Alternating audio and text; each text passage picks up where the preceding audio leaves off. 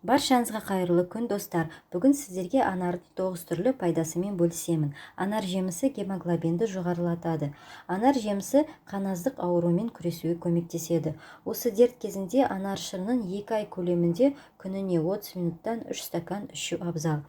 Анар жемісі қан қысымын төмендетеді. Кептірілген жеміс жарғағын майға қосып ішсе, жүйке жүйесін қалпына келтіріп, түнгі ұйқыны жақсартады.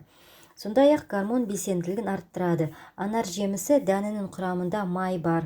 Ол ағзадағы гормондық балансты қалпына келтіреді. Сол себепті жеміс дәндерін жеген өте пайдалы.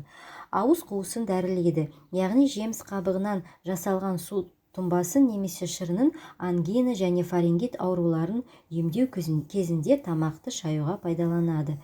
Сондай-ақ инсулинді алмастырады.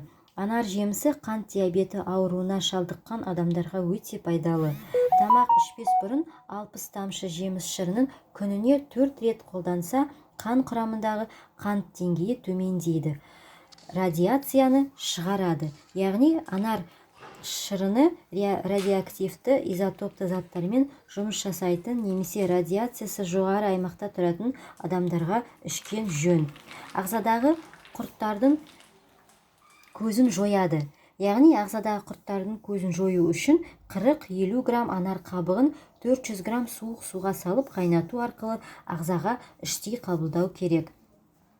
Іш өтуді тоқтатады. Анар жемісі мен қабығын іш өтуге тоқ ішектің қабынуына қарсы қолданады. Ағзадағы қабынуды емдейді.